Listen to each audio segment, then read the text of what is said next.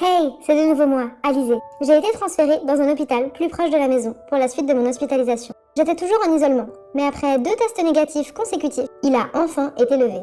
Ensuite, on a arrêté ma petite dose de caféine, celle qui m'aidait à éviter les apnées. Pendant 4 jours, mes constantes ont été surveillées. Résultat, seulement quelques ralentissements du cœur. Mais j'ai réussi à m'en sortir toute seule et sans aide. Et hop, on a pu enlever les électrodes qui collaient mal et surtout qui me gênaient. Mon lait maternel n'a plus été enrichi, mais il a fallu surveiller mon poids de très près, car il faisait un peu le yo-yo. Les médecins ont pensé réenrichir mon lait, mais finalement, ça n'a pas été nécessaire. Et puis, grande nouveauté, j'ai découvert l'extérieur en poussette.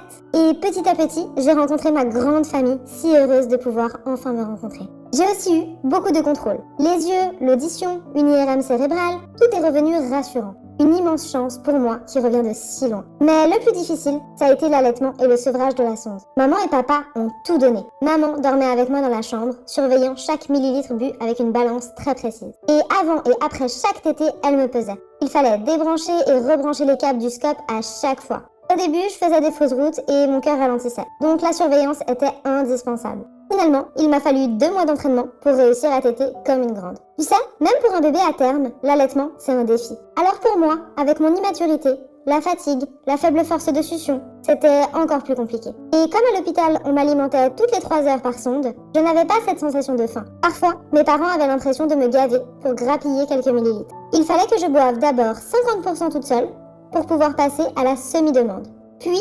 75% pour être nourrie à la demande. Une étape très intense et fatigante pour nous 3. Ce qui nous a fait tenir, l'amour et le relais entre papa et maman. La suite, je serai suivie par une unité de développement pendant plusieurs années. Comme mes poumons étaient immatures à la naissance, je reste fragile face aux infections respiratoires. Alors la crèche s'est déconseillée pendant mes 2 premières années, surtout en période de virus. Et tu sais quoi? Après 99 jours d'hospitalisation, du 15 mai au 22 août 2025, je suis enfin rentrée à la maison. On réalise la chance qu'on a eue de traverser tout ça ensemble, soutenus par tant de monde. Les infirmiers, les médecins, l'association Né Trop Tôt, les physiothérapeutes, les familles rencontrées à l'hôpital et bien sûr, nos proches et amis. Et aussi, merci à vous pour tous vos messages et votre soutien. Je souhaite beaucoup de courage à tous les petits guerriers de la néonate. On est de vrais champions.